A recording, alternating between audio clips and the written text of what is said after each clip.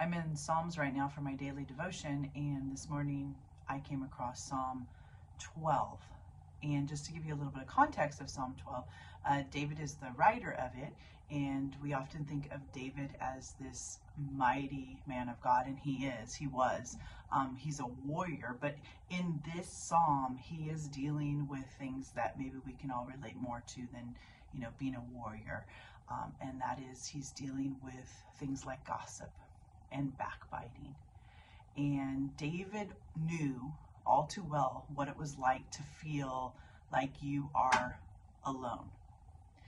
Instead of being surrounded by godly men, he was surrounded by idle chatter and two-faced liars. In fact, that phrase, two-faced liars, it actually speaks of somebody with a double heart.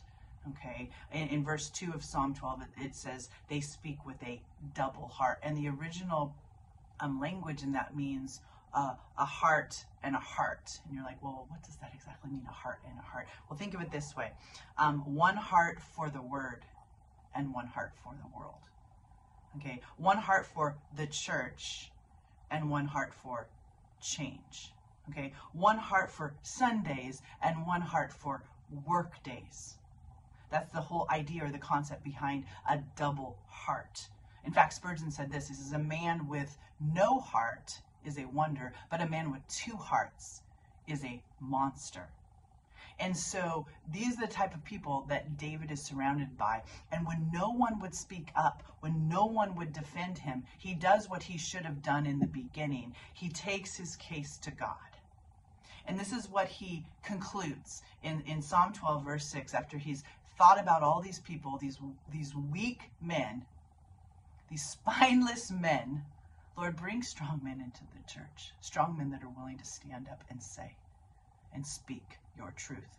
But instead of finding that, he's surrounded by these weak men, and he goes to God, and this is what he concludes. In verse 6, he says, the words of the Lord are pure words, like silver tried in a furnace of earth, purified 7 times.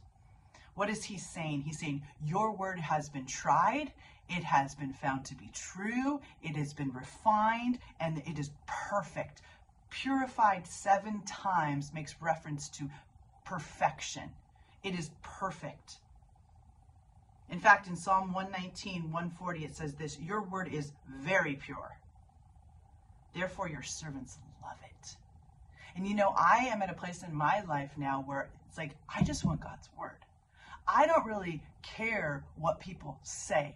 And let's just go both ends of the pendulum here, because it used to be early on in ministry where the Lord teaches you the lesson about, not everybody's going to like you and people are going to speak ill of you. And I had to deal with that early on in ministry, understanding that and being able to kind of say, I don't really care.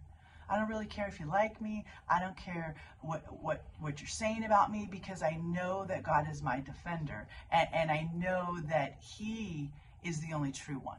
Okay, but there's also the other end of the pendulum, and I've been dealing with this more lately, with the flattery and all of the praise and all of the wonderful things that people say of you, and I'm not saying that their heart is wrong in that, and I don't even want to go that far, but I'm just saying that I have learned to hold both of those things loosely in my life, because that really matters to me is what God has to say.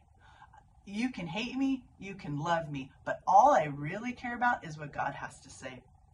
His word is refined, it has been tried, and in a world of fluff and flattery and facade, God's word is the only one that is true. It's the only one that's loyal, it's the only one that's faithful, it's the only one that's steadfast, it's the only thing that's immovable. All right, as I've said before, I was a teacher. And I would welcome from my students, anytime we would have a discussion, I said, I want to hear what you think. Ask your questions. Ask your questions. And sometimes it had to do with, more the lesson we were talking about. But even more so, when we got in discussions about God's word, I'm like, ask your questions. Because let me just tell you right now, any question you bring, God has an answer for. Okay, so I would say bring the concerns, bring the questions, because my God and his word can handle it.